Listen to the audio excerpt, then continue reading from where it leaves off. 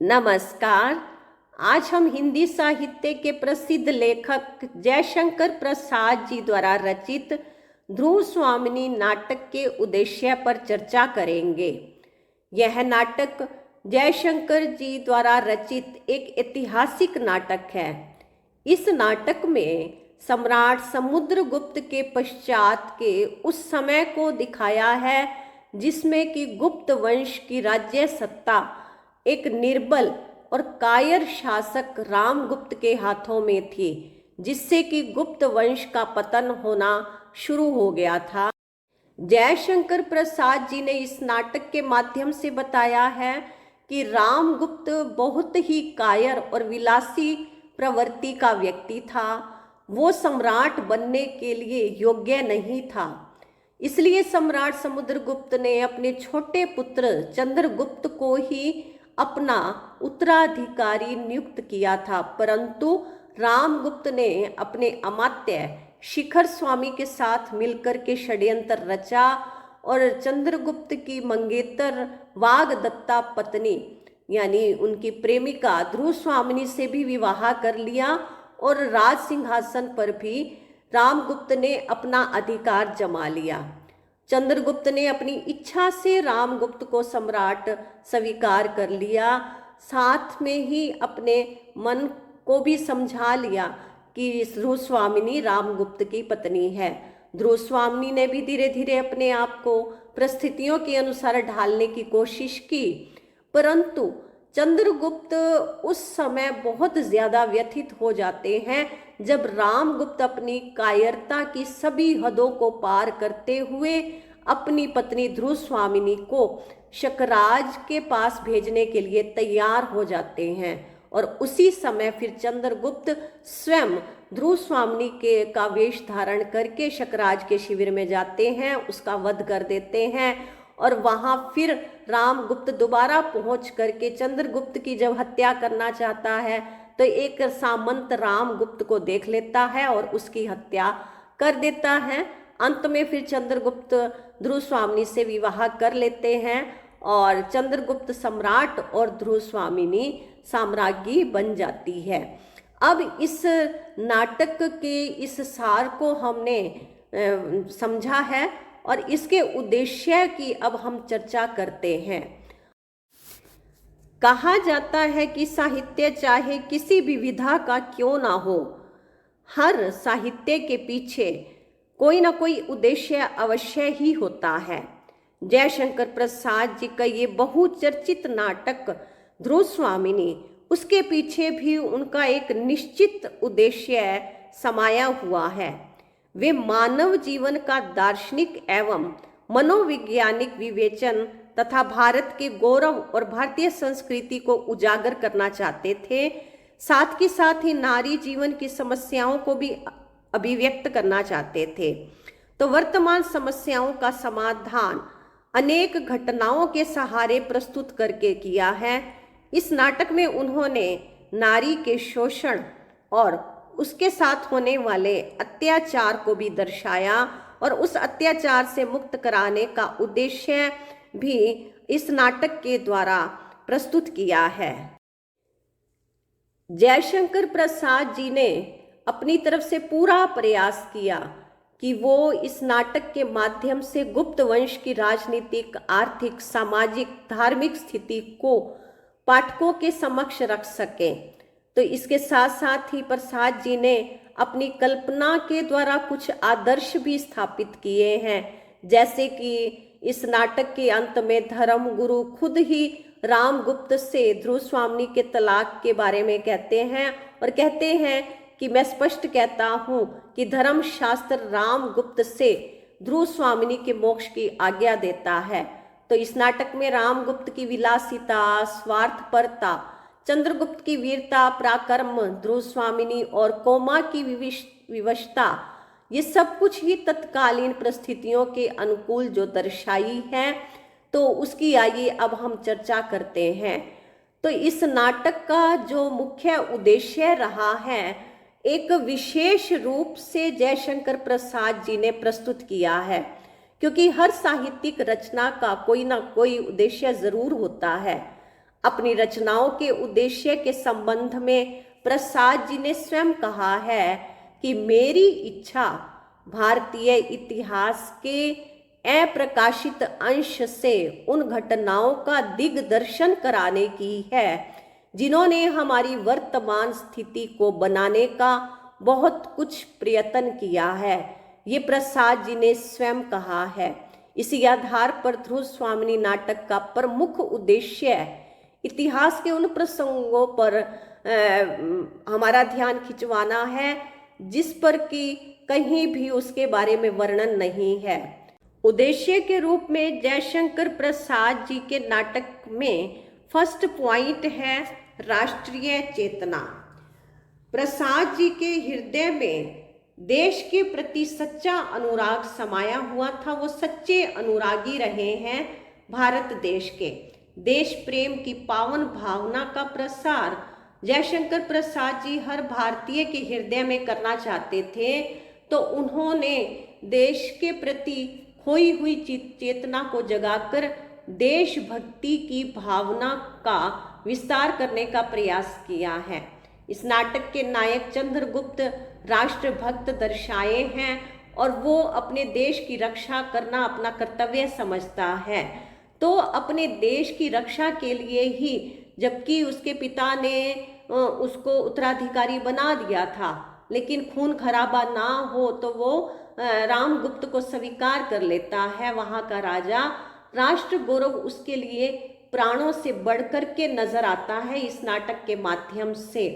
तो अनेक दूसरे पात्रों के हृदय में भी यही भाव दिखाए गए हैं। चंद्रगुप्त, ध्रुव स्वामिनी, मंदाकिनी, ये सब ही राष्ट्र प्रेम से भरे हुए पात्र दिखाए गए हैं। चंद्रगुप्त और ध्रुव स्वामिनी तो अपने प्राणों का मोह त्याग करके शत्रु शकराज का सामना करने के लिए तैयार हो जाते हैं। फिर शकराज का वध करके चंद्रगुप्त ने अपने देश की रक्षा की है। उधर देखें कि शिखर स्वामी और पुरोहित भी साम्राज्य के मान सम्मान की रक्षा करने की बात कहते हैं। तो इन सब के माध्यम से प्रसाद जी ने देश प्रेम की भावना का प्रसार किया है और इस उद्देश्य में वो सफल भी हुए हैं। नेक्स्ट पॉइंट है योग्य और कुशल शासक की अनिवार्यता। प्रसाद जी ने इस नाटक के माध्यम से ये दर्शाया है कि राज्य सत्ता एक योग्य और कुशल वीर बहादुर नायक के हाथों में होनी चाहिए। एक कुशल नेता के नेतृत्व में ही देश सुरक्षित रहता है। अयोग्य या अकुशल व्यक्ति राजा या प्रशासक नेता नहीं होना चाहिए, क्योंकि वो हितकारी हो ही नहीं सकता किसी भी, चाहे संस्था के लिए ये चाहे किसी भी देश व्यवस्था के लिए। जो राजा राष्ट्र की रक्षा करने में असमर्थ होता है, शत्रु की अनुचित बात को भी मान लेता है, उसे राजा बनने का कोई भी अधिकार नहीं होता। तो राजा रामगुप्त के चरित्र के माध्यम से एक अयोग्य राजा की समस्या को उद्घाटित करते हुए प्रसाद जी ने चंद्रगुप्त के चरित्र के माध्यम से समाधान भी प्रकट किया है कि वहां रामगुप्त जहां समस्या है क्योंकि वो अयोग्य राजा है, और वहीं चंद्रगुप्त एक योग्य राजा, वीर राजा है, वीर व्यक्ति है, तो इसलिए वो समाधान भी दर्शाया है। तो इस प्रकार प्रसाद जी ने कुशल नेतृत्व को स्वीकार करना चाहा है और अत्याचारी के विरोध में खड़े होने का भाव भी सिखाया है। तो स्पष्टीकरण दिया है कि जनता यदि चाहे तो अयोग्य व्यक्ति को हटाकर योग्य व्यक्ति को शासक के रूप में अपना सकती है। तो यही संदेश प्रसाद जी ने अपने लेख के द्वारा, इस नाटक के द्वारा प्रस्तुत किया है कि एक योग्य राजा ही जनता और राष्ट्र का हित कर सकते हैं। तो इसी योग्यता के माध्यम से या अपनी इसी रचना के माध्यम से ये दर्शाना चाहा है कि योग्य व कुशल शासक ही देश की रक्षा के लिए अनिवार्य है।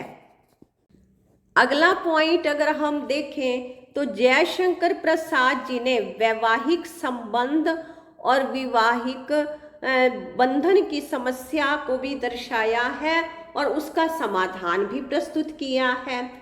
प्रसाद जी ने ध्रुव स्वामिनी नाटक के माध्यम से नारी जीवन से जुड़े हुए कुछ प्रश्नों को प्रस्तुत किया है, उनका हल भी सुलझाया है।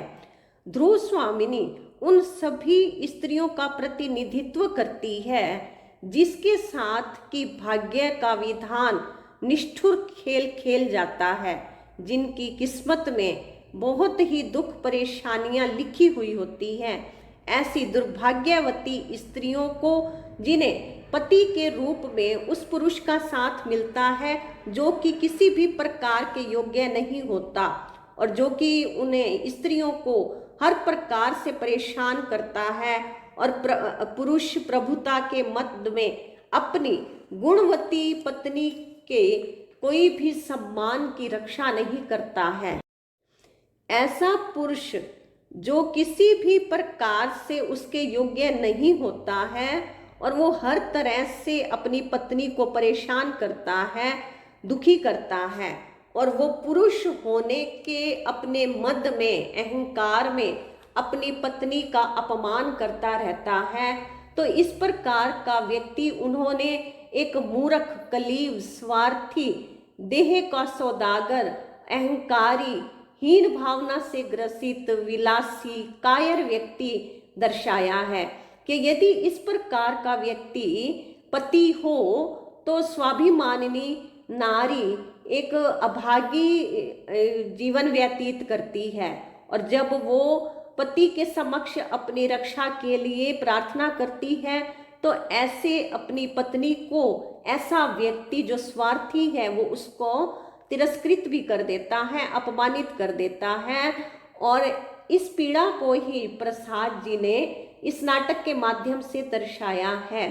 तो उनके शब्द हर ऐसी स्त्री की पीड़ा को व्यक्त करते हैं जो कि ऐसा लगता है कि हर नारी के जीवन में किसी न किसी रूप में वो शब्द विद्यमान है।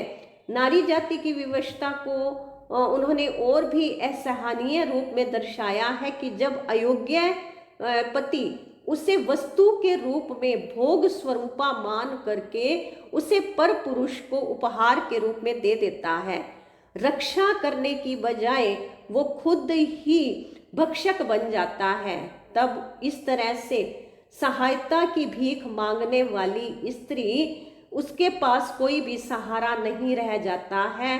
तो इस प्रकार की स्त्रियों को धर्म बंधन यानी विवाह में बांध करके तो उनके सारे अधिकार छीन लिए जाते हैं।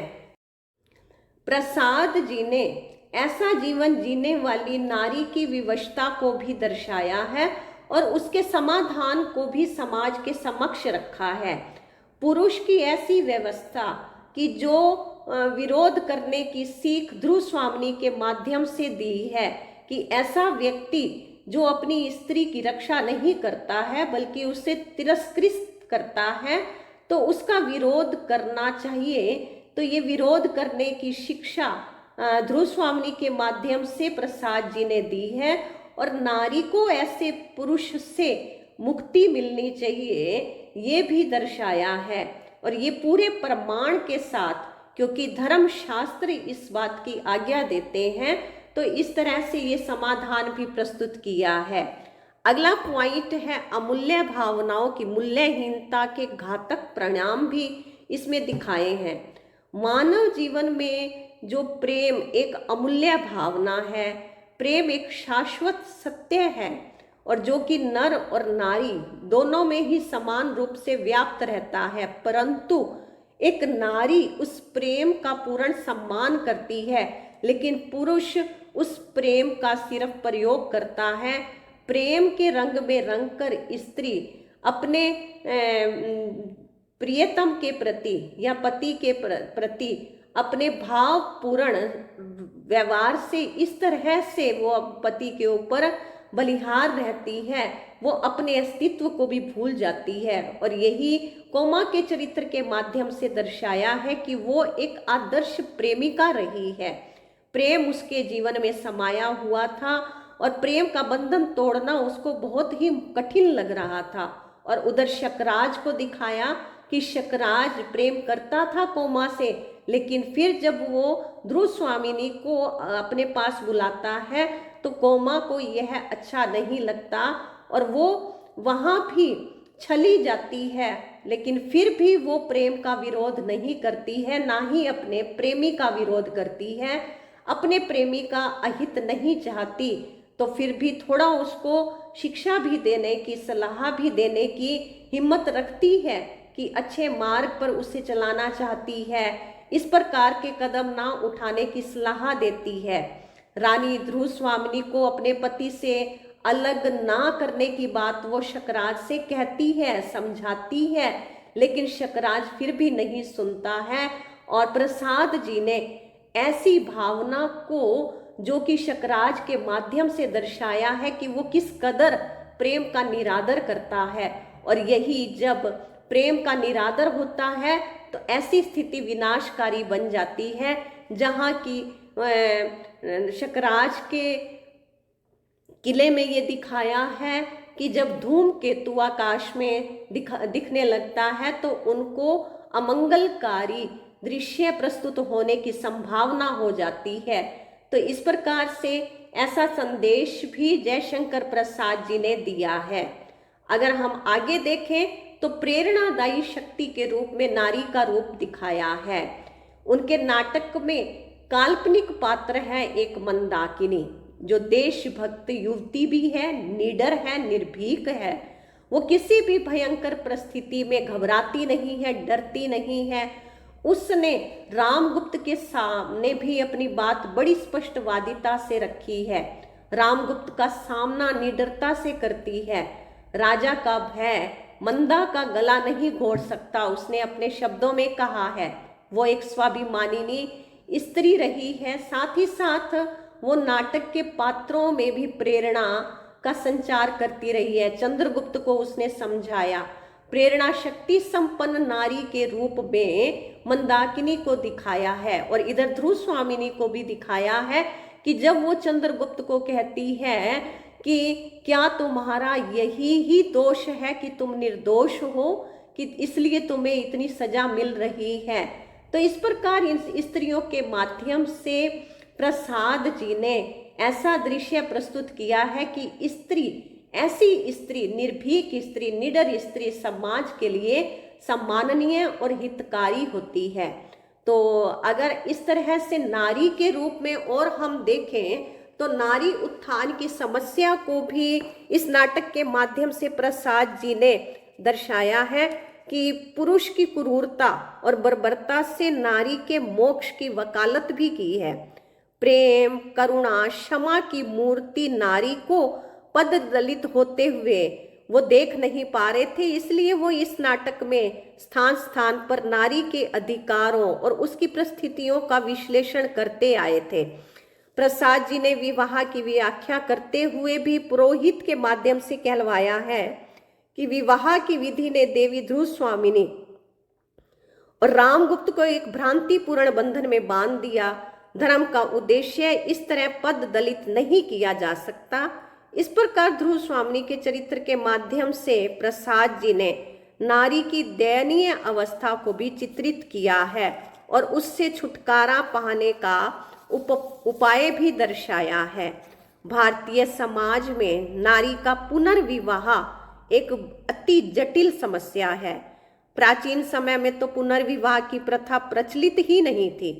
प्रसाद जी ने इस नाटक में धर्म शास्त्र का आधार लेकर नारी के पुनर्विवाह और उसके मोक्ष की व्यवस्था की है कि यदि पति अयोग्य है तो उससे मुक्ति होनी चाहिए, अनिवार्य है। ध्रुव स्वामिनी प्रारंभ से ही चंद्रगुप्त के प्रति आकर्षित थी, तो वो तो दुर्भाग्यवश उसका विवाह एक अयोग्य दुराचारी रामगुप्त व्यक्ति से हुआ है। ऐसे व्यक्ति से जो पति के रूप में है, जो उसकी रक्षा नहीं करता है, पर पुरुष के पास भेजता है। जबकि ध्रुव स्वामी ने उसके सम्मुख राजा, यदि रामगुप्त राजा है तो उसके सामने भी फरियाद की, पति के समक्ष भी उसने अपनी रक्षा की, बार बार से प्रार्थना की, लेकिन फिर भी वो असफल रही है। तो दुराचारी रामगुप्त से, जो कि उसका पति है, ऐसे पति से छुटकारा दिलाने के लिए प्रसाद जी ने नाटक के अंत में उसका विवाह चंद्रगुप्त से दिखाया है। और इस प्रकार से ध्रुव स्वामी की समस्याओं पर विचार व्यक्त करते हुए पुरोहित के माध्यम से कहलवाया कि यह रामगुप्त मृत और प्रवर्जित तो नहीं, परंतु गौरव से नष्ट है, आचरण से पतित है, राजकिलविशी कलीव है।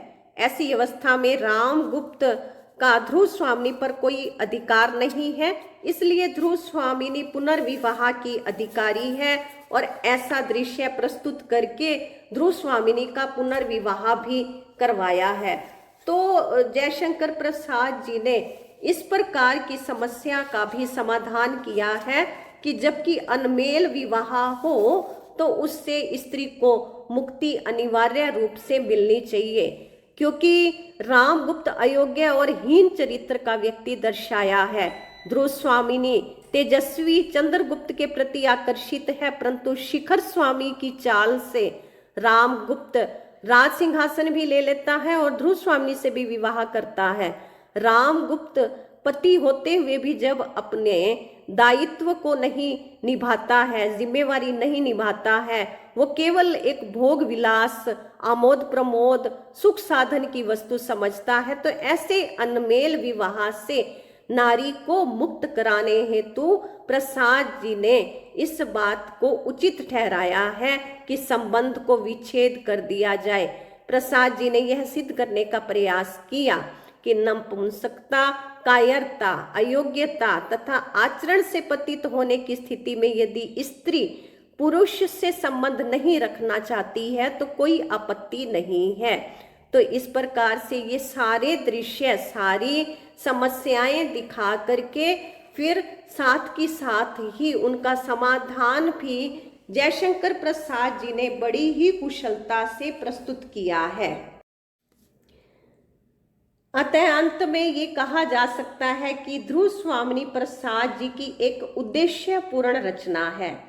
इस रचना के माध्यम से प्रसाद जी ने भारतीय इतिहास की एक वो झांकी प्रस्तुत की है कि भारतीयों के हृदय में राष्ट्रीय चेतना का प्रसार हो, ऐतिहासिक घटनाओं के माध्यम से नारी जीवन से जुड़ी हुई समस्याओं का पर्दाफाश करके उनको समाधान भी प्रस्तुत किए हैं। ऐसा करके वो राष्ट्र और नारी को सम्मान दिलाने में सफल सिद्ध हुए हैं। तो ये था ध्रुव स्वामिनी नाटक का उद्देश्य। आप सबने इस वीडियो को देखा, आप सबका बहुत बहुत धन्यवाद।